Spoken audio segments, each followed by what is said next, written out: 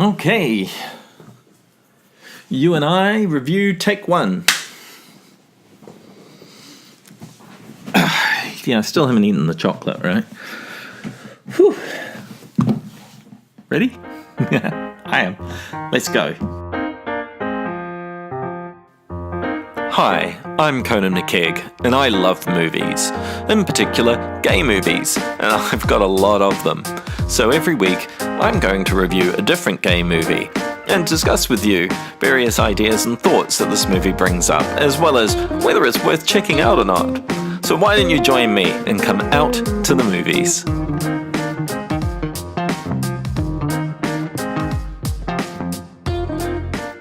Hi, I'm Conan McKegg, and welcome back to Out to the Movies.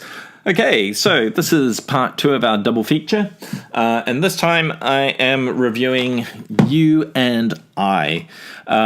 So just to remind you all, I missed an episode last week, so we're having 2 episodes this week. Make sure that you check out The Way He Looks as well. That is my solid A+ film. Watch it. But I'm now going to talk to you about You and I, which is also an A+ film. So, You and I is a German film, and it is about Jonas, or Jonas, I think he's called, who lives in Berlin, and when we first meet him, he's not exactly a happy chappy. He's dealing with a very upset girlfriend who is convinced that they're breaking up. And he is basically throwing himself into his work as a photographer. Very quickly, we're introduced to Philip, who is a friend of his who has come from overseas. We're led to believe he's from London. And they're going on a road trip out to a part of Germany where there's a lot of space, a lot of forests, and basically the idea is going to be that Jonas is going to take lots of photos and Philip is kind of there to have a good time. So Philip and Jonas, the minute they see each other, they're just laughing and really friendly. And we get very clearly from the beginning of the film that these guys are best friends and they've known each other for years. And as the first act unfolds, we begin to understand that Philip is gay. And they come across a Polish hitchhiker of the name of Boris. And Boris initially agrees to show them where there's the remnants of a castle out in the woods, and they go out and take some photos and so on, and soon Boris is kind of a fixture with them on their road trip. And then once Boris discovers that Philip is gay, he's initially shocked and comments on how gay men keep hitting on him. But before long, it's clear that Philip and Boris are developing an emotional bond, and Jonas begins to feel kind of like a third wheel in this road trip. So that's kind of the setup to You and I. The interesting thing about this film, above all other things, is that this is not a film that tells you everything. It's not that it withholds information, but rather the characters speak to each other very naturalistically. So they will refer to events and thoughts and feelings that don't get explored because the characters within the world already know this stuff, and so they're just talking about it. And we as the audience are kind of left a lot of the time to be figuring out exactly what's going on between these 3 characters. The other interesting thing is that while this is a gay film, our focus is on Jonas, who we know from the beginning has a girlfriend, or had a girlfriend. And So we're getting a straight best friend's perspective of things, or are we? Because the relationship between Jonas and Philip is extremely intimate, but when Boris asks them, are they a couple, they laugh it off and point out that no, they're not.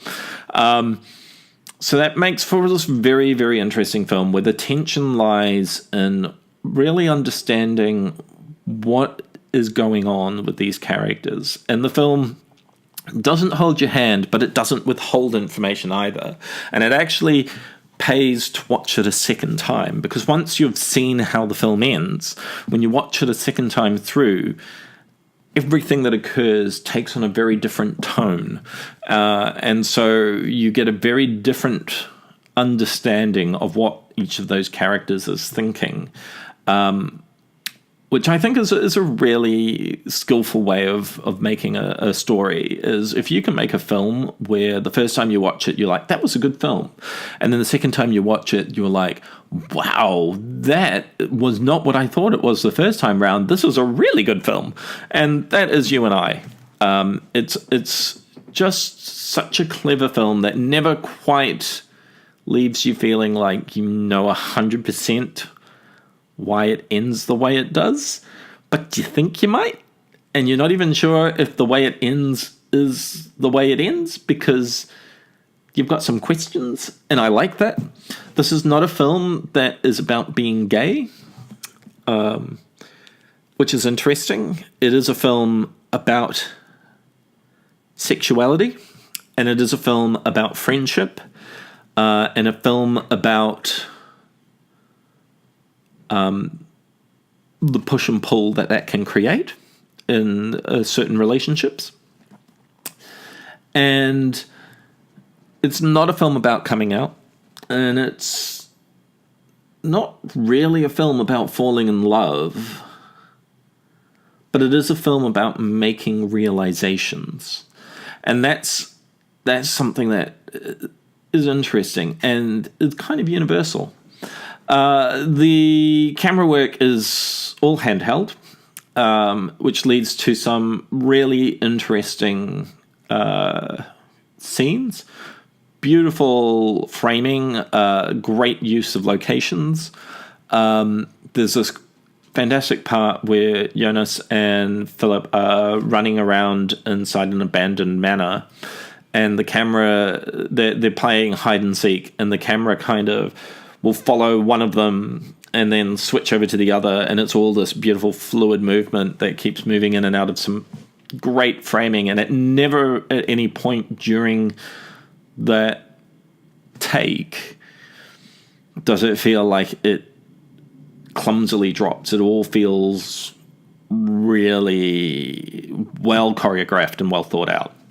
And that also means that we as an audience get drawn right into the world of these characters, and we're left to sort of figure out how everything fits together. The other interesting choice, like I said, is the focus on Jonas rather than on Philip. Philip is... Sometimes we see things from his perspective, but generally it's in order to explain why then something happens when Jonas is in the scene. So that's another interesting choice. Yeah,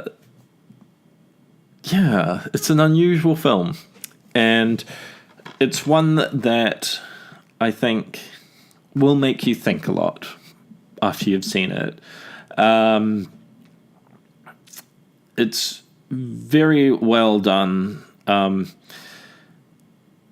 It's not shy at all. This is, again, another one of these films that is going to be... You're coming into a world with these characters, and we're not going to shy away from showing them being themselves.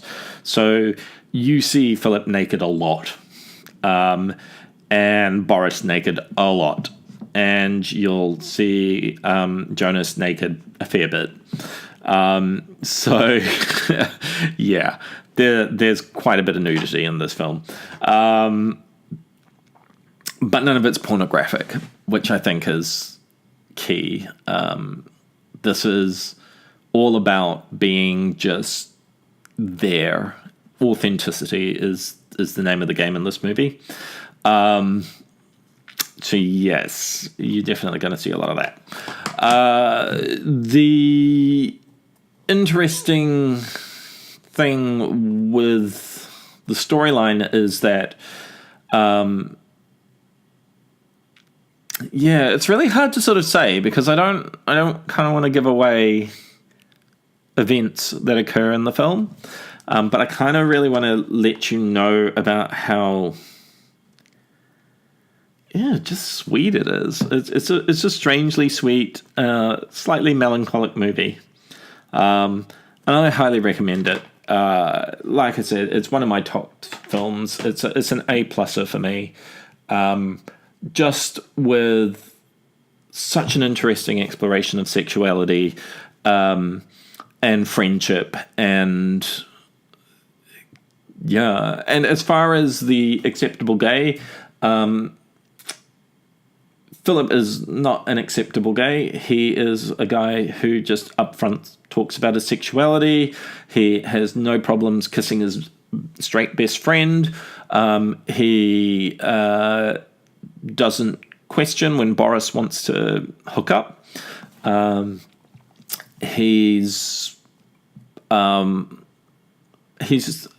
little bit femme, more femme than some of the leads that I've seen in these kinds of movies. He's fine with who he is. So that's also a plus. So I recommend checking out You and I. You might not like it. Like I say, this is not a film that hands you everything on a platter. This is not a movie that's going to say to you, this is what happened. Because it leaves some things unsaid. So characters will do an activity or an action, and then later there will be a consequence, but nobody will spell out for you why that happened. You're kind of left to make your own call on that. And I happen to like that kind of thing when it's done well, which You and I does, but it won't appeal to everyone. I have read one review that called the movie post-gay, and I can see why they felt that way. They were really frustrated with the way the movie ends because I think they wanted an explicit bow on the top that explains exactly why the film ends the way it does. Personally, I think, especially after a second viewing, the way it ends is pretty unambiguous to me.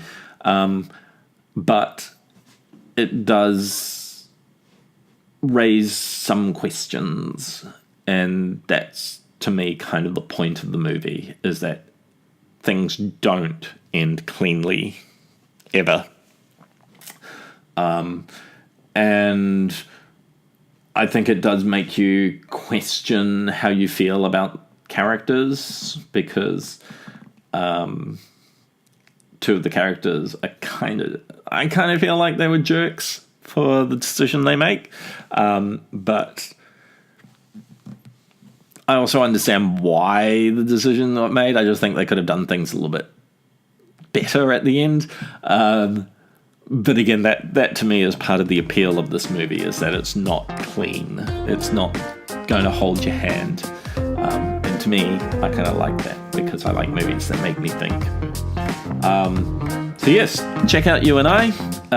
Next week, I'll be back to weekly. And yes, what's going to be my next film? I've got a lot of choices to make. I might look at Yossi and Jaeger, because I just recently got that, and I haven't seen it yet. I've also got a few other films on the way to add to this pile, so I want to check those out. But I also have a few that are already here that I'd love to have a talk to you about, including Xenia. So what I'll do is, as always, there will be a poll up on Twitter at Two Naked Gay Guys, or on my own Twitter account at Conan McKegg. And feel free to vote, and whichever film gets the most votes will get reviewed. Yay! So, hope you have a great week, and I'll see you next week. Bye.